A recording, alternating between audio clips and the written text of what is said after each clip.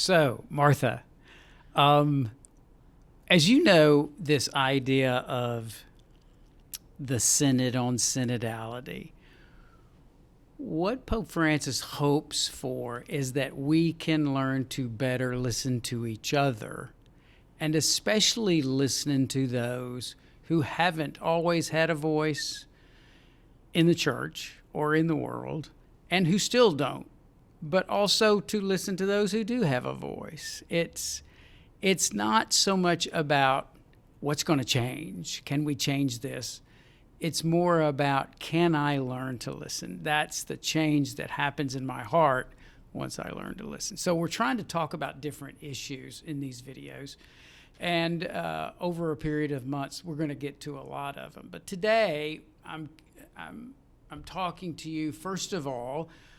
We are both over 65. We could be called seniors, or maybe wisdom figures if we're lucky, or just older than a lot of other people.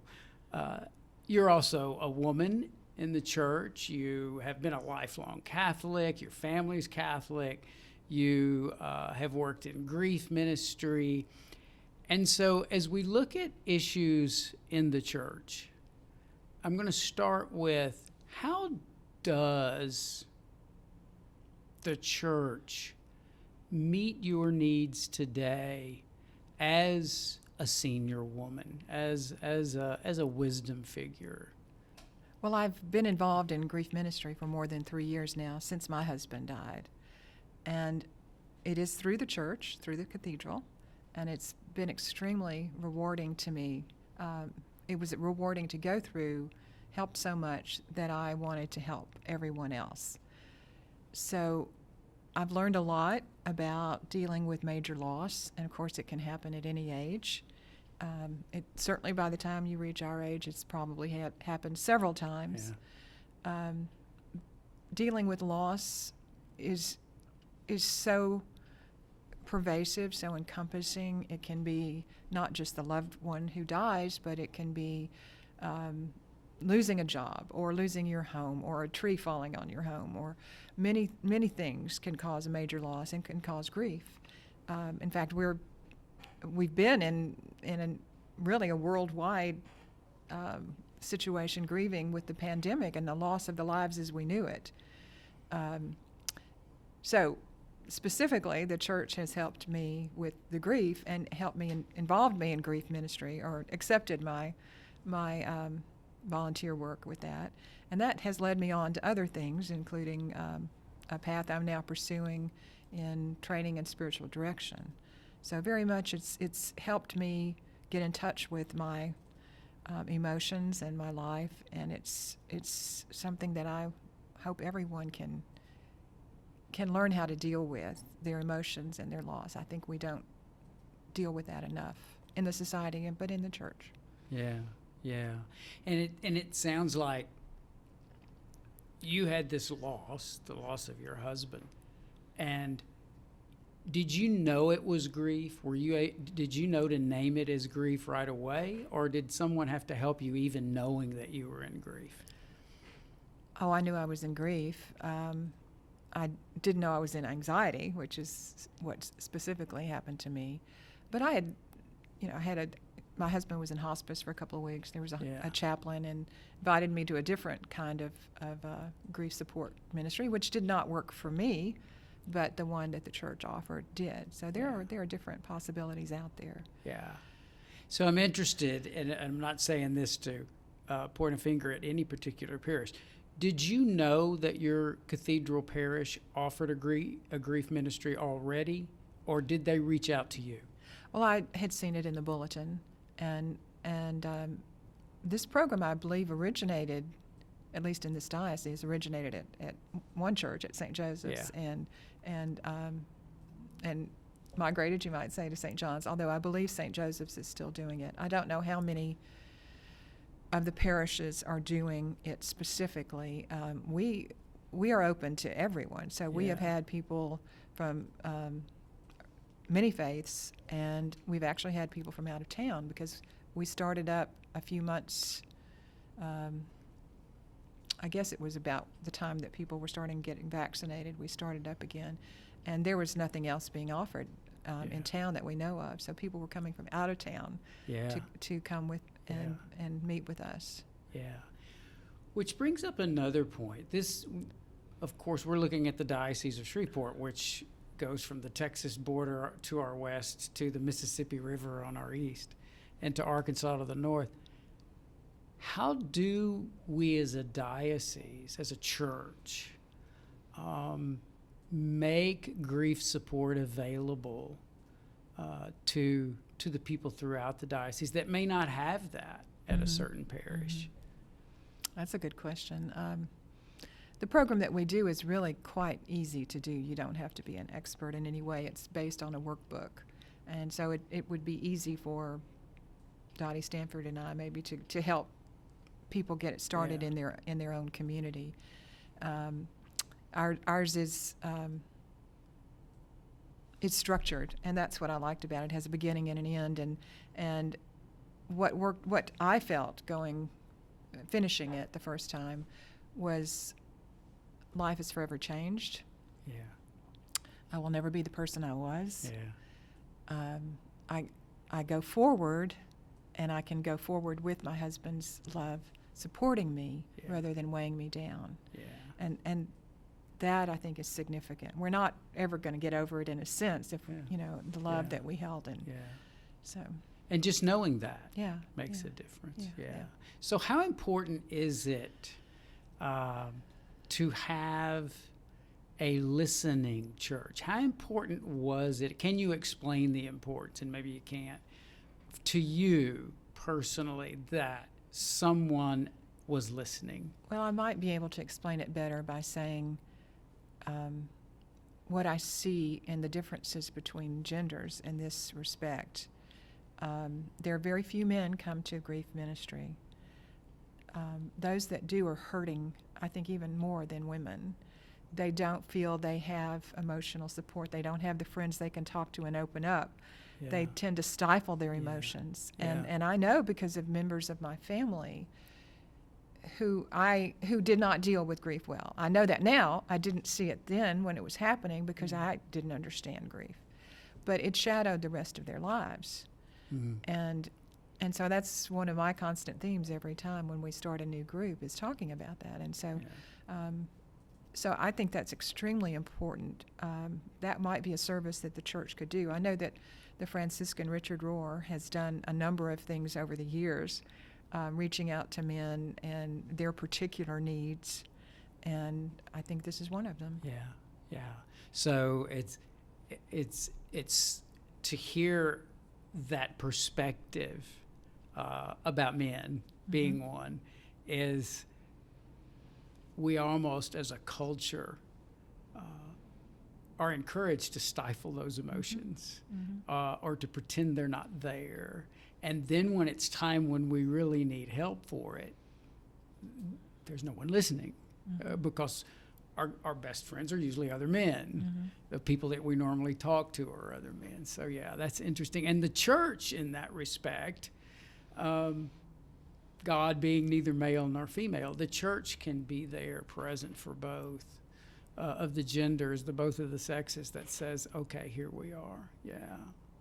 And what a difference it might make if somebody listens to me. It might help me learn to listen to others as well. Well, if you're not dealing with the grief or any strong emotion, you may be holding it in and don't want to speak about it, then you can become depressed. You can seriously become depressed. Yeah. But it affects your relationship with your spouse, with your family, with your world. Yeah. So holding it in is unhealthy in many ways. Yeah. Thank you. That's good. One other thing, and we'll get off the subject of grief if we want to. There is a personal grief that needs attended to. But what you mentioned earlier about the pandemic, what we see in Eastern Europe, in Ukraine, there's also collective group grief, if you will. Well, it's a world we don't understand, we don't recognize, we find ourselves thrown in this, that's a major loss. We don't know what the future is. We know it's going to be different. Yeah. And there's a term for it. Again, I learned this through Richard Rohr, but I think it's perhaps a greater universal term on liminal space. You know, that you're in a place betwixt and between you don't understand, and it can be very scary. Yeah. It can eventually become a place of growth, and that's what I think we all want to do, is to be better people coming out of this than we were going into it. Yeah. There's a great YouTube video of a monarch butterfly going from cocoon to butterfly. And if you ever want to know what liminal space is, it's watching the time-lapsed photography of that. And you see the caterpillar weave the cocoon around itself, and then you watch it shake, it vibrates, you see struggle inside, and eventually out comes this beautiful butterfly. But the space in between, you can tell, is turmoil, is chaos. It's dark, it's scary, it's painful. Yeah. It's a wonderful illustration. If you need an image, you just go Google the monarch butterfly, and it'll come up. It's pretty cool. Yeah. So, what are some other issues you face as a senior woman, Catholic? What else do you look at that sometimes you either struggle with or you're excited about? Well, I'm excited at the new venture in spirituality, spiritual direction. I don't think that's something that our generation thought about, was instructed in. We were very well instructed in doctrine and rules and the law. So to realize God wants to be our friend, and we reveal ourselves to friends, and we trust friends, and that is a whole other level that I never conceived of before. And that again is something that I hope that the broader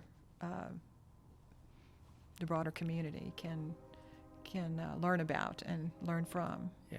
So you go to ongoing spiritual direction now, and you've been doing that for some time.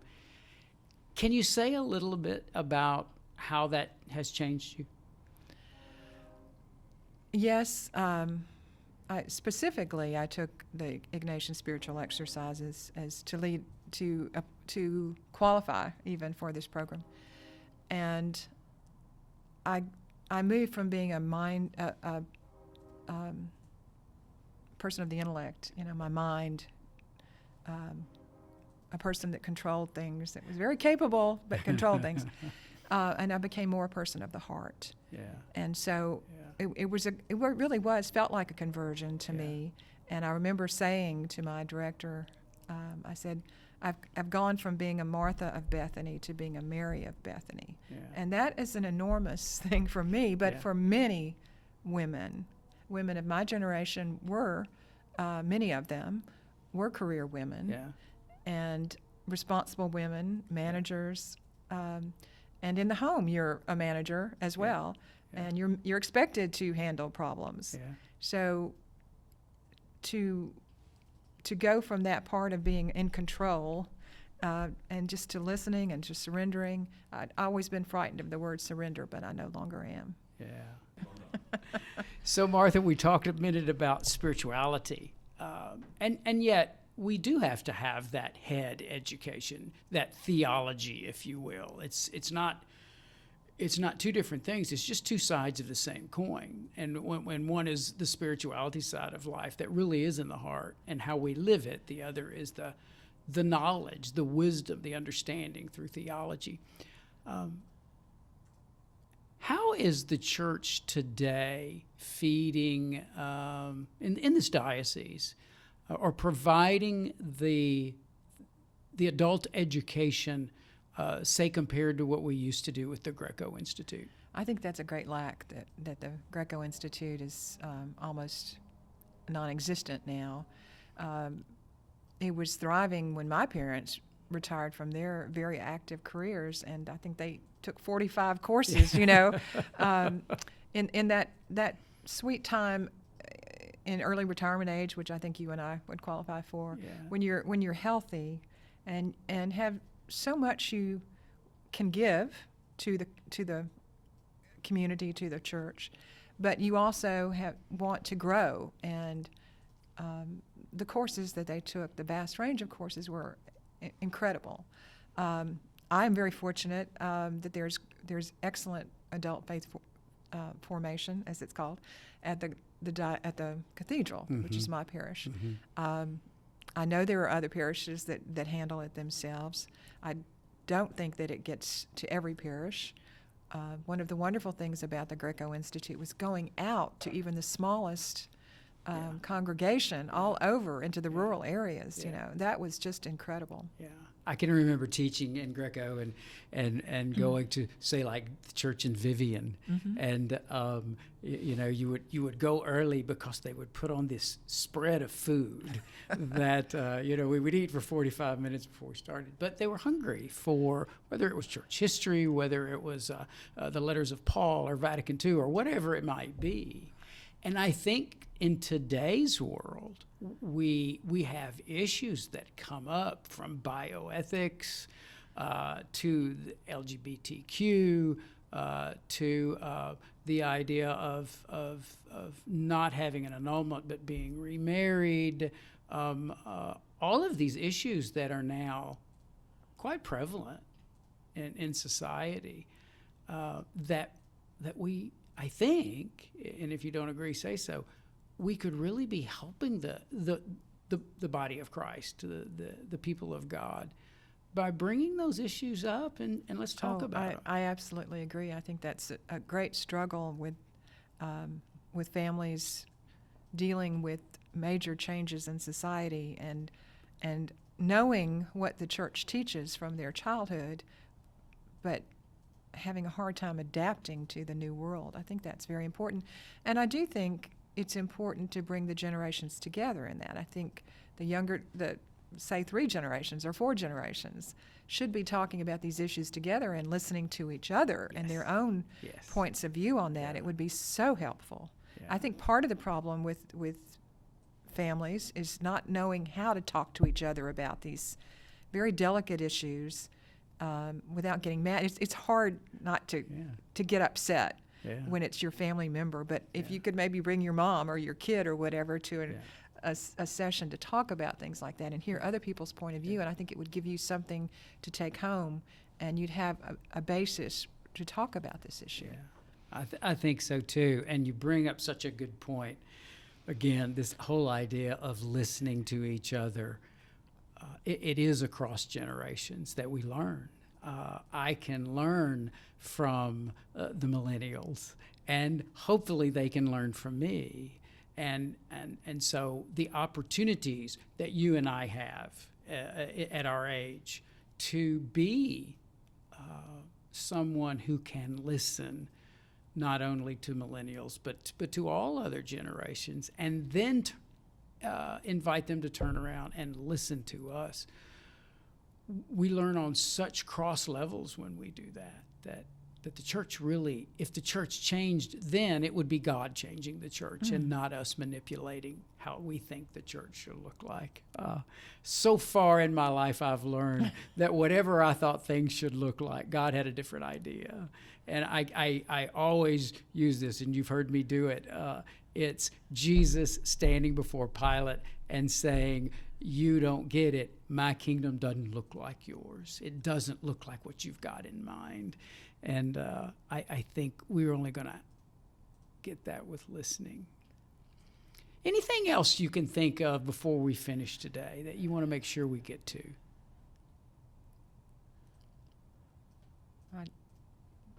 Nothing else on my mind at the moment. Okay, good. Well, thank you. I hope this will invite everybody to attend the listening sessions at your church. If they're already over, continue the conversation, because this isn't going to go away, and we'll keep listening to you and you to us.